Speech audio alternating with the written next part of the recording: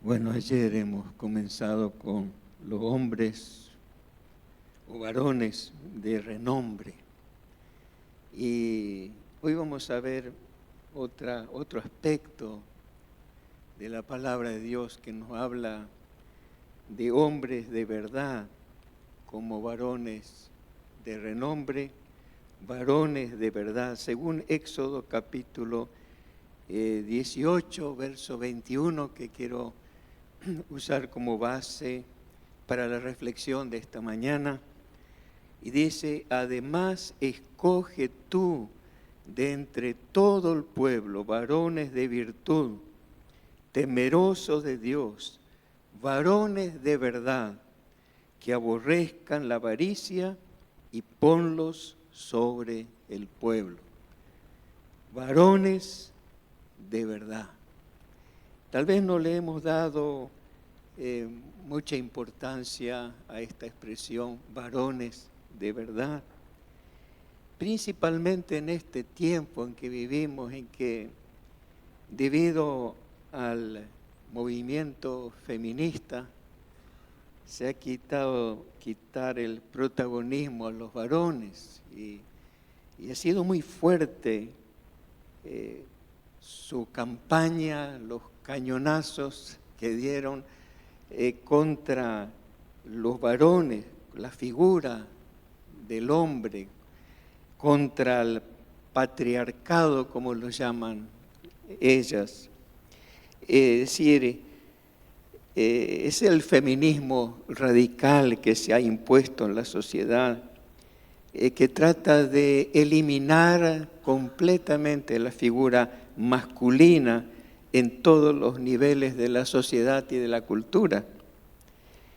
Puede darnos la impresión de que los hombres se están volviendo cada vez más afeminados, más femeninos. Nunca hemos visto como ahora hombres caminando como mujeres, hablando como mujeres, gesticulando como las mujeres,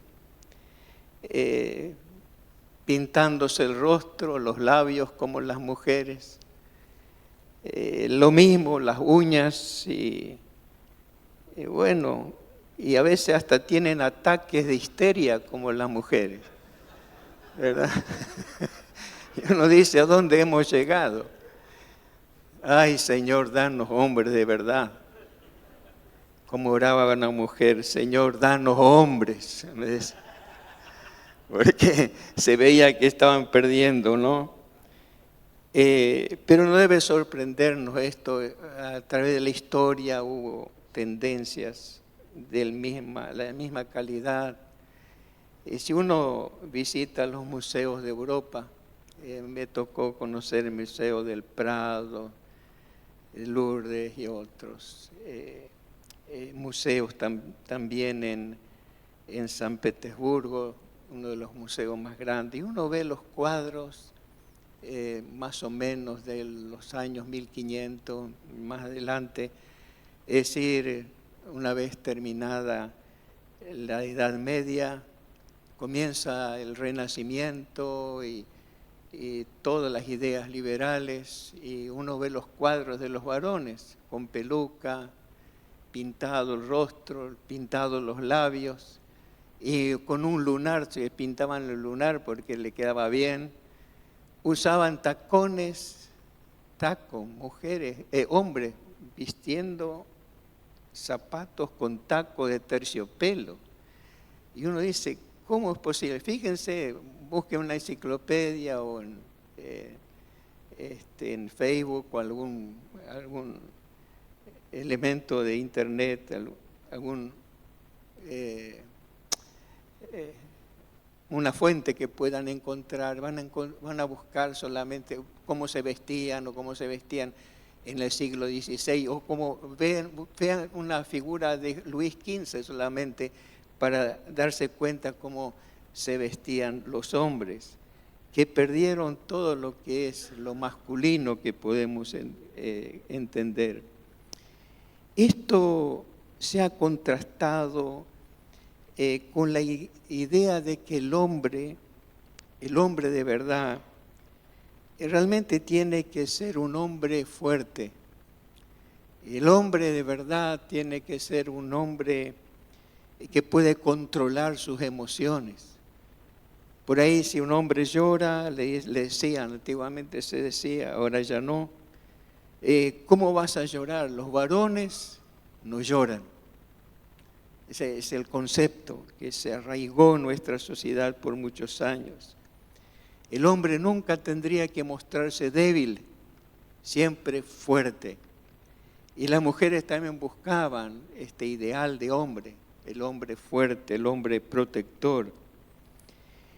Desde la mitología griega, el hombre ideal, el hombre ejemplo y el hombre ideal era representado por el dios Marte, el dios que también lo llamaban los griegos Ares. Marte en el ambiente romano y Ares en el ambiente griego. El dios de la guerra, el dios de la virilidad, el dios de la pasión, de la sexualidad, de la valentía, de la perfección, de la belleza. El varón hasta el día de hoy es representado por un símbolo que consiste, si ustedes vieron, el símbolo del varón es un círculo con una flecha hacia arriba. Uno se pregunta qué significa ese símbolo. Y viene de esa época también, del mundo greco-romano.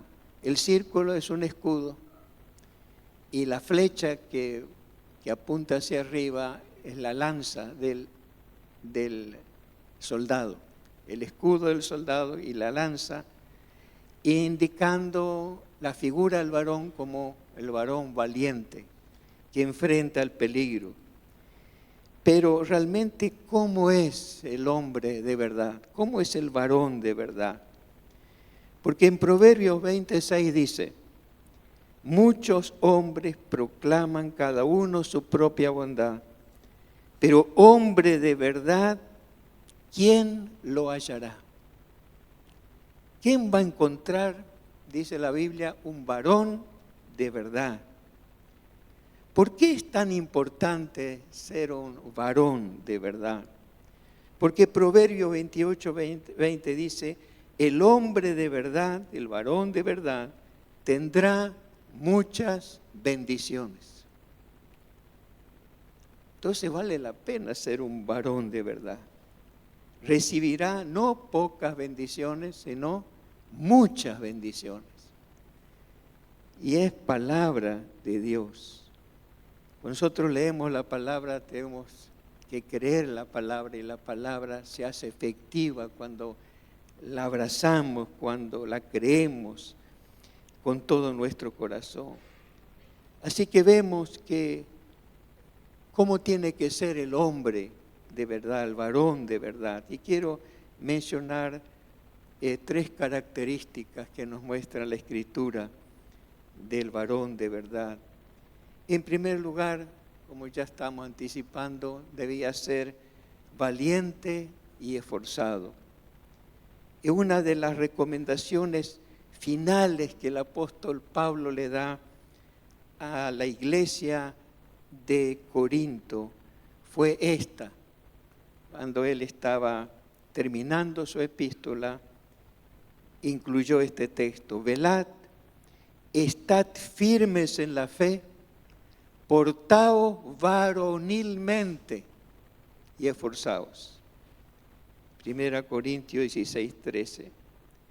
En griego, esta expresión portaos varonilmente es portarse como hombres, es decir, con toda valentía. En toda la literatura de la humanidad, los hombres de verdad, el hombre de verdad es el hombre que tiene esa masculinidad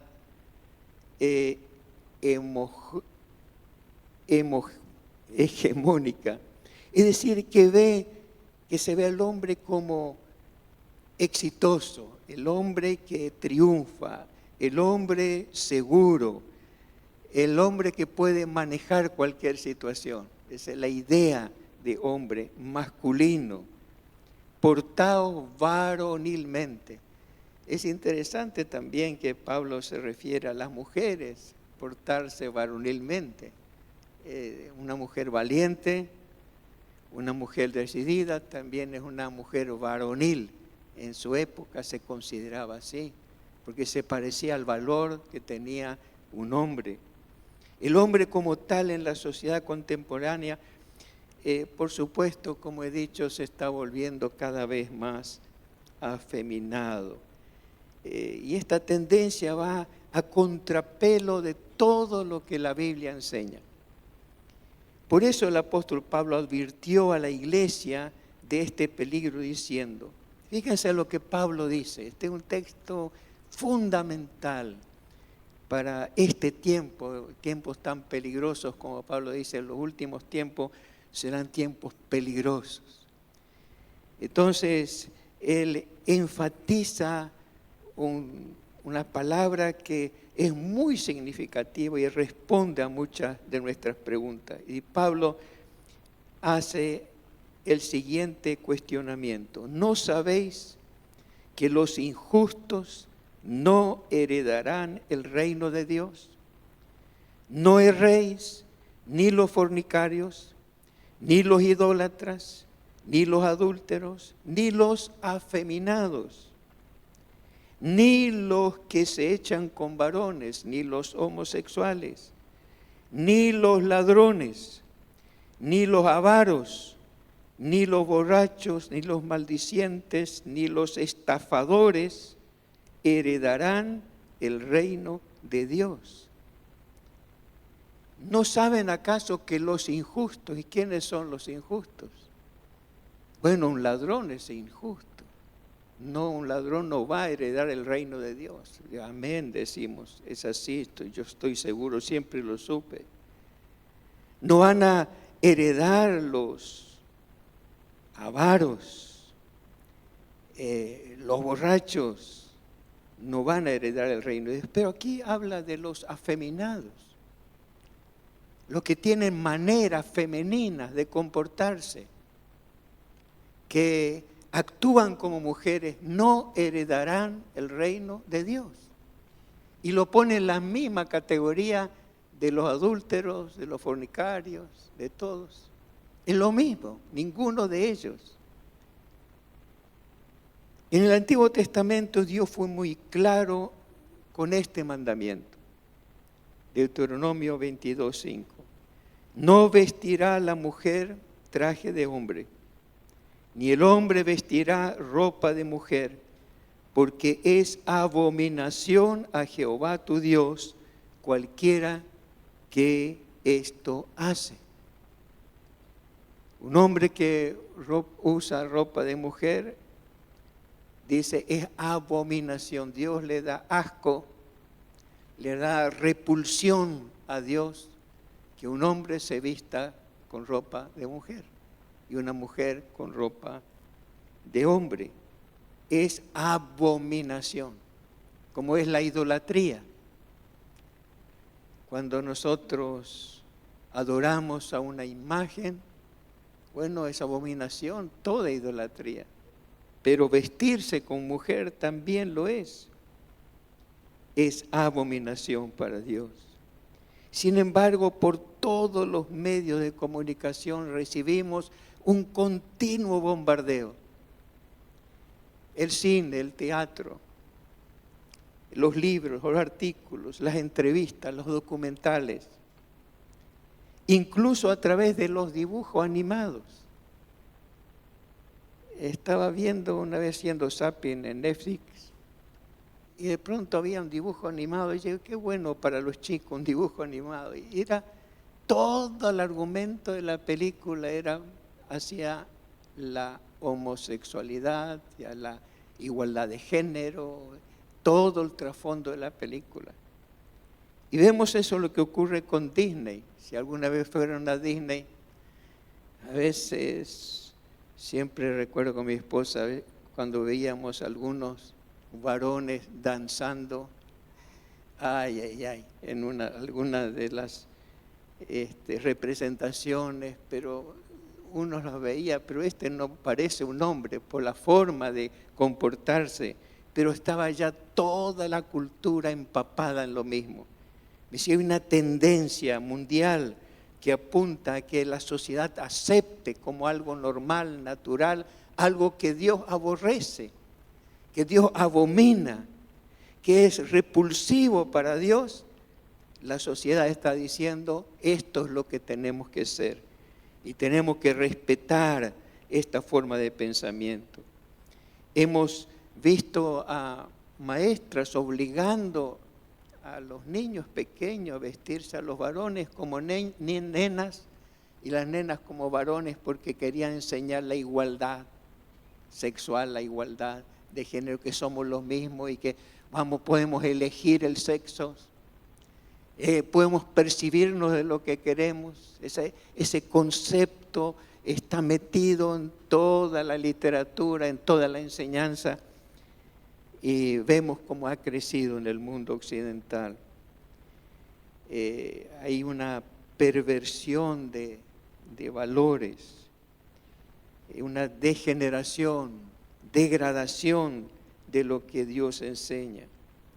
A Dios le agradan a los hombres como Gedeón, porque cuando el ángel de Dios le apareció en el momento más difícil, él estaba escondido ahí trabajando con el trigo. Le dijo el ángel, Jehová está contigo, varón esforzado y valiente. Dios está contigo. Jefté, dice la Biblia, que era esforzado y valeroso. Jueces 11:1. Uno de los soldados de David, llamado Benaía, era hijo de un varón esforzado, grande en proezas. Este mató a 2 leones de Moab, y él mismo descendió y mató a un león en medio de un foso cuando estaba nevando. Era un hombre valiente. ¿Quién se anima a bajar a ese pozo, a ese foso, y enfrentar a 2 leones? Y él los mató. Era esforzado y valiente. Eran esforzados y valientes no solamente algunas personas, sino la Biblia dice de que los hijos de Simeón, que sumaban 7,100 hombres, eran valientes y esforzados. Los 7,000 esforzados para la guerra. Tampoco debemos olvidar a Josué, a quien Dios le exigió diciendo, solamente esfuérzate y sé muy valiente. Dios ha pedido a los varones que se esfuercen, sean valientes. ¿Eso es ser varón de verdad? ¿Cómo sé que soy un varón de verdad? Cuando me esfuerzo. Cuando no huyo de mis deberes, de mi responsabilidad por cobardía. No me animo a hacer esto, no soy capaz de hacer esto. No asumo ministerio porque yo no creo que sea. Pero el valiente dice, sí, yo lo voy a hacer. Yo lo voy a hacer en el nombre del Señor. Sé que me cuesta, pero lo voy a hacer. Es un varón de verdad. No es que no tenga miedo.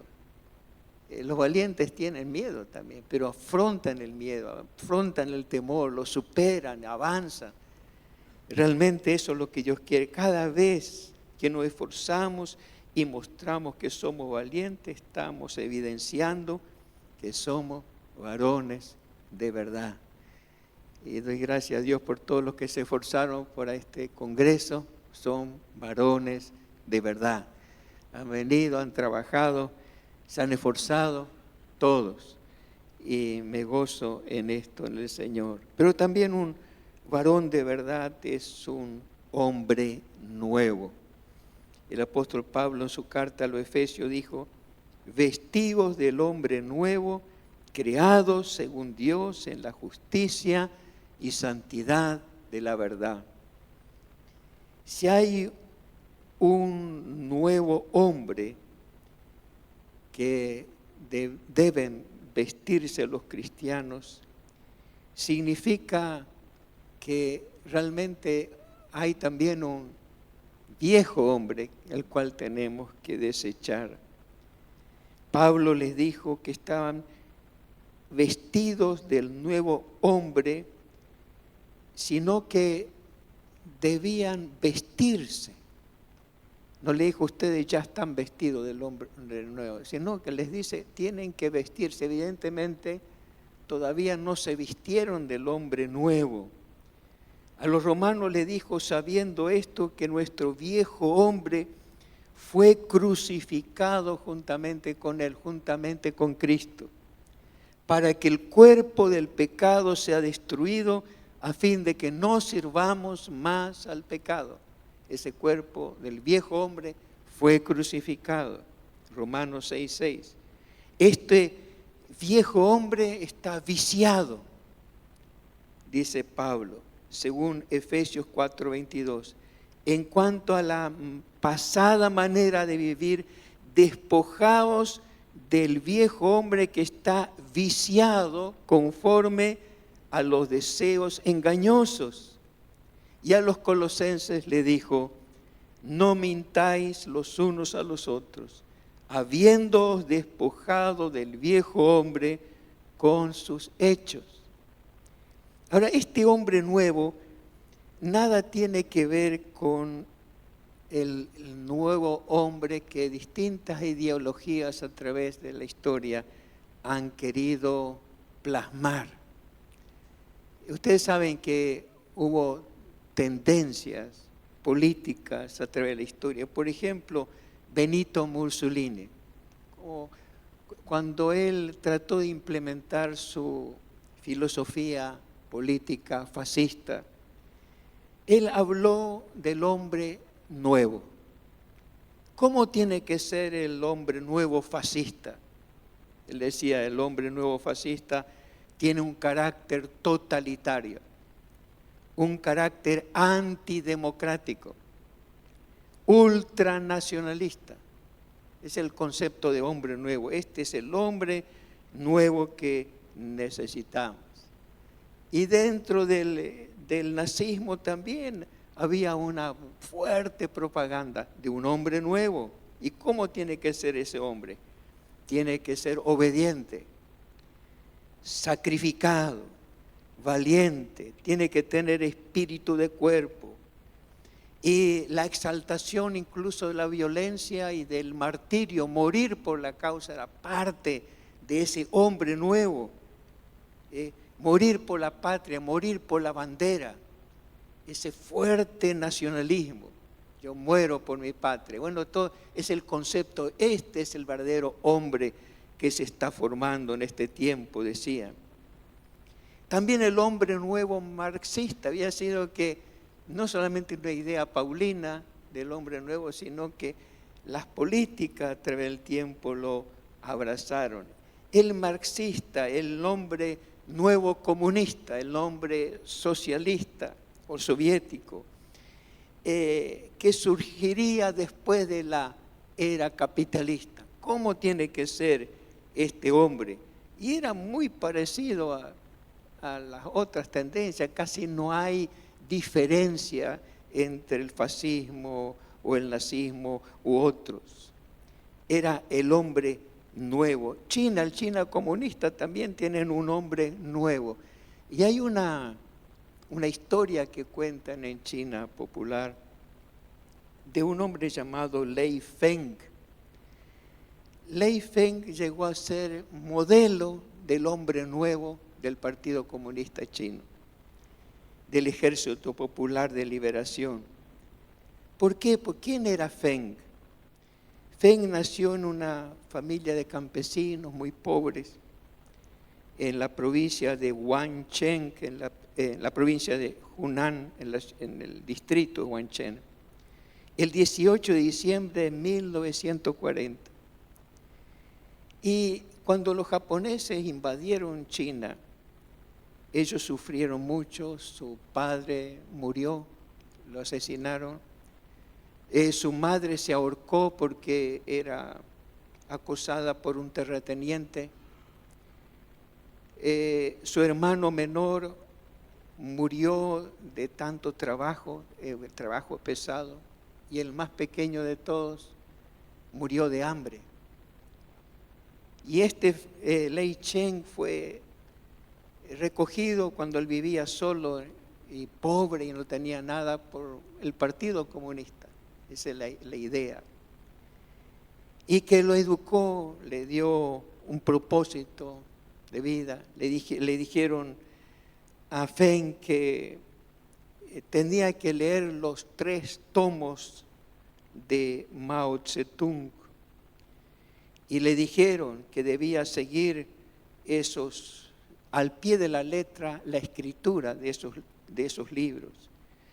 Decían, tiene que seguir las directivas del presidente Mao, escuchar las palabras del presidente Mao, ser un buen soldado del presidente Mao. Y él le trató de hacer eso y trató de ser el ejemplo de construcción de un país con laboriosidad y economía. Es decir, hasta las últimas consecuencias debía dedicarse al progreso, el desarrollo del pueblo.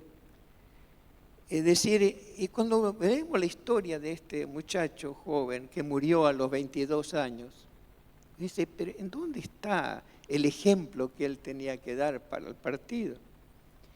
Es que se caracterizó este nuevo hombre, que ellos lo tomaron a como ejemplo de nuevo hombre, era un hombre sumamente desinteresado.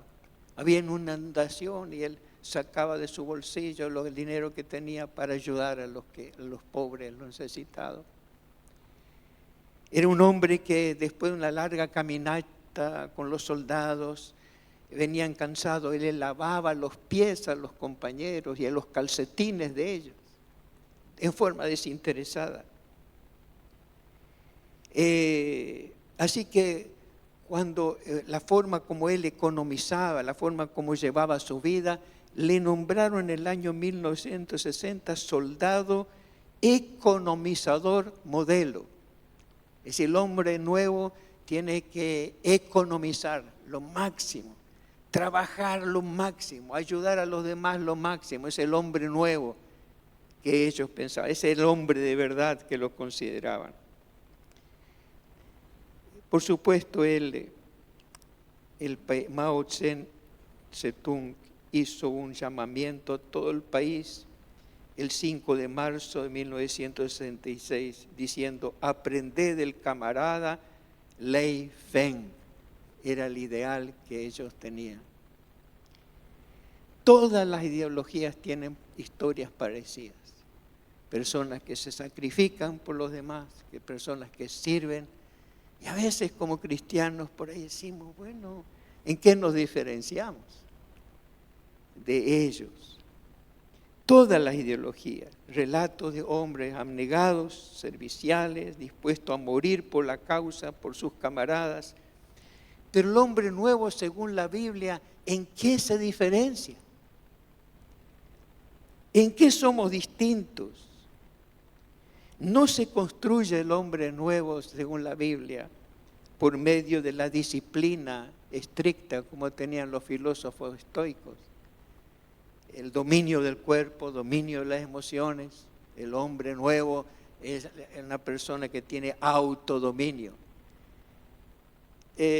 No se forma por la disciplina estricta, la propaganda continua, las marchas militares, los cantos de guerra, el espíritu patriótico, sino el hombre nuevo se construye según Dios, porque dice Pablo, fue creado según Dios. Efesios 4:24. El hombre nuevo es creado en Jesucristo. Nos acordamos todos, de modo que si alguno está en Cristo, nueva criatura es. Las cosas viejas pasaron y todas son hechas nuevas. Todas. El hombre nuevo no se esculpe como se esculpe una piedra. que le da forma, que pensaban los fascistas diciendo, tenemos que tomar a una persona que no está formada y formarla de esta manera, lo vamos a lograr.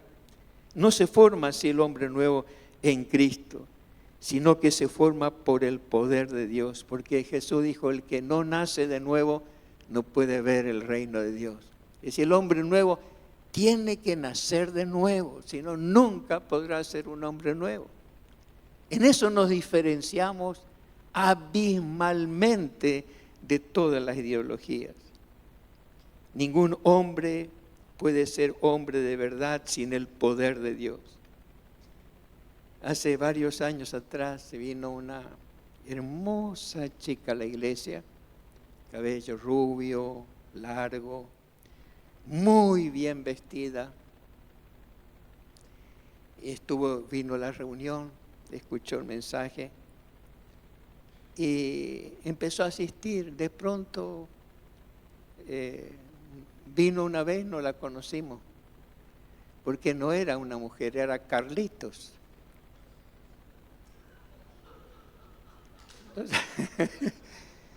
Entonces, quedamos, bueno, ¿cómo es esto?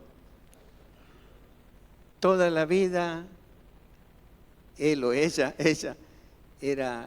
viajó a Europa, estuvo en los lugares más caros, ha ganado dinero como estilista y tantas otras cosas. Y de pronto conoce el Evangelio de Jesús. Y sin que le dijéramos nada, él se quitó la ropa, compró ropa de hombre, comenzó a comportarse como hombre, a hablar como hombre. No hace mucho Carlito falleció, está en la presencia de Dios, pero yo vi algo hermoso que Dios hizo en él. Y sin siquiera decirle, mira, tenés que cambiar, tenés que hacer, sino el poder de la palabra. Sabe que la Biblia tiene un poder inherente, es decir, propio. Porque hay personas que solamente leyendo la Escritura se han convertido. No le han sido convencidos con argumentos, con explicaciones, o con exhortaciones, o con mandamientos, tenés que hacer esto, no tenés que hacer. No, nada de esto, sino por el poder de Dios. Porque viene el Espíritu Santo y nos convence, nos transforma. Ahí está un hombre, un varón de verdad. Cuando una persona conoce al Señor, realmente se transforma en lo que Dios quiere. Por eso tenemos que predicar el Evangelio. Por eso tenemos que anunciar el Evangelio a todas las naciones. Porque en el Evangelio de Jesucristo hay poder, hay restauración, hay sanidad. En el poder de Jesús lo hacemos. El alma es sanada por el poder de Dios. Dios quita todas las cosas que a Él no le agradan. Realmente yo estoy totalmente convencido del poder de nuestro glorioso Evangelio, el Evangelio de Jesucristo. Así que es lo que significa el varón de verdad, hemos visto. En tercer lugar, un varón de verdad es un hombre de Dios. Solamente es un hombre nuevo, sino es un hombre de Dios. La expresión varón de Dios se usó en la Biblia para referirse a personas a las cuales con las cuales Dios se estaba comunicando, hablando, enviando. Por ejemplo, a Moisés se lo llama varón de Dios, varón de Dios. Y vemos que al ángel también que visitó a Samsón, se lo llama ángel, a ese ángel varón de Dios. Al profeta Samuel, a un joven que profetizó contra el altar de Jeroboam, se lo llamó también varón de Dios. Al profeta Elías, varón de Dios. A Eliseo, varón de Dios. Al rey David, varón de Dios. Y aparece el término muchas veces en la Escritura, varón de Dios, varón de Dios, varón de Dios. Para el apóstol Pablo, el joven Timoteo era un varón de Dios, un hombre de Dios. Y como hombre o varón de Dios debía utilizar sus conocimientos de la Biblia que había aprendido desde que era pequeño para ministrar en la iglesia diciéndole: toda la Escritura es inspirada por Dios y útil para enseñar, para redarguir, para corregir, para instruir en justicia, a fin de que el hombre de Dios sea perfecto, enteramente preparado para toda buena obra. Y algo particular que me di cuenta no hace mucho tiempo, a veces cuando leía la Escritura, cuando decía toda la Escritura es inspirada por Dios, siempre en mi mente estaba el Antiguo y Nuevo Testamento. Y también a veces se ha enseñado en la iglesia que el Antiguo Testamento no es tan importante, porque que vino Jesucristo, ahora tenemos el Nuevo Testamento, y lo más importante es el Nuevo Testamento, y la Escritura es el Nuevo Testamento. Pero de pronto, al reflexionar en este texto, ustedes saben cuando Pablo escribió este texto, el Nuevo Testamento no estaba escrito. Cuando Pablo dice toda la Escritura se refiere al Antiguo Testamento. Marcos empezó a ser escrito más o menos en el año 60 después de Cristo. Fue el primer evangelio, después Mateo, que fue escrito primero, según algunos piensan, en hebreo, luego fue traducido al griego. Después viene Lucas, pero ya pasando los 67, antes de la destrucción de Jerusalén. Lo mismo Juan, el Evangelio de Juan es el Evangelio más tardío.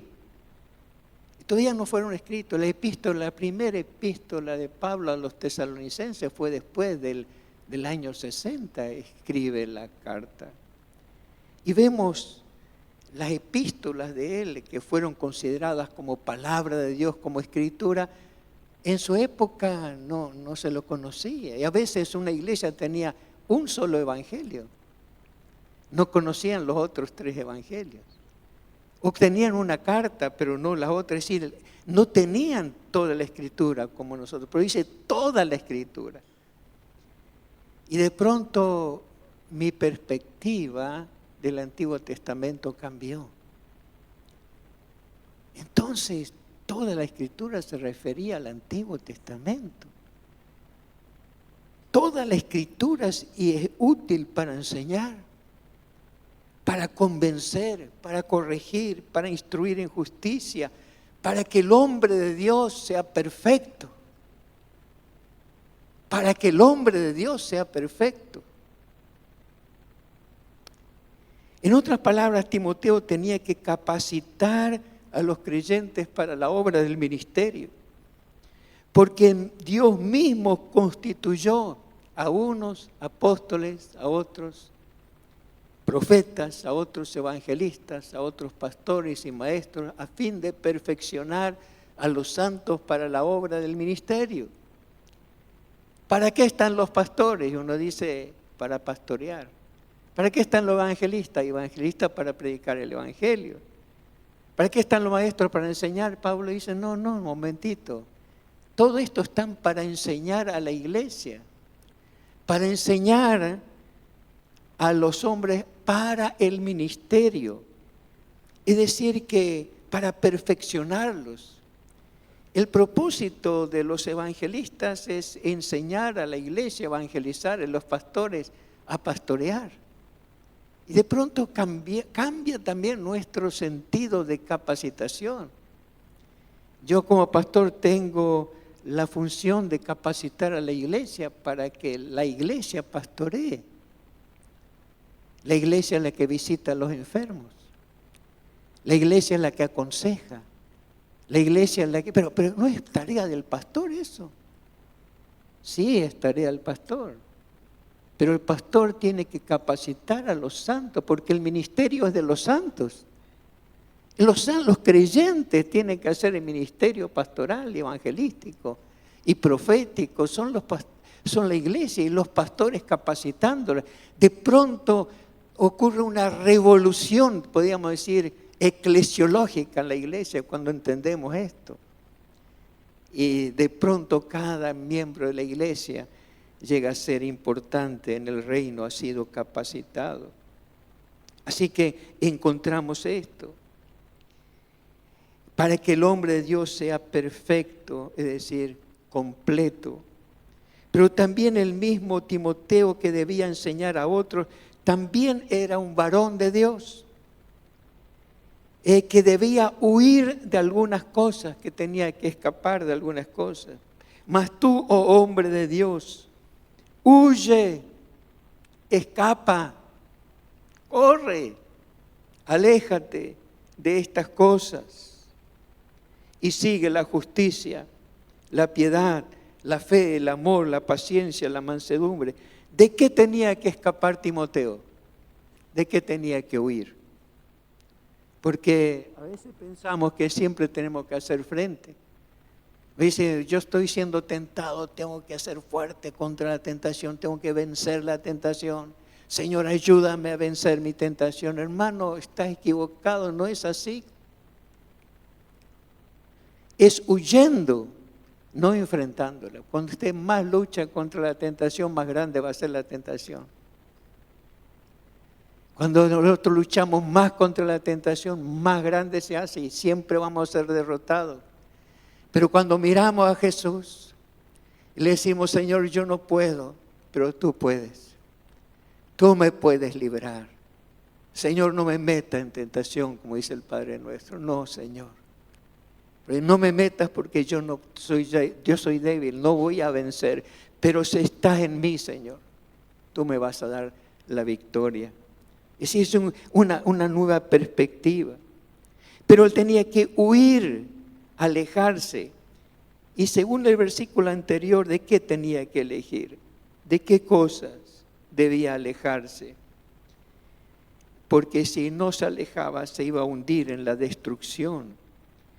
Y entre esas cosas que nos pueden desviar del camino, está el deseo de enriquecernos y codiciar lo que no debemos codiciar. Porque el texto dice así, porque los que quieren enriquecerse caen en tentación y lazo y en muchas codicias necias y dañosas que hunden a los hombres en destrucción y perdición, porque la raíz de todos los males es el amor al dinero, el cual codiciando algunos se extraviaron de la fe y fueron traspasados de muchos dolores.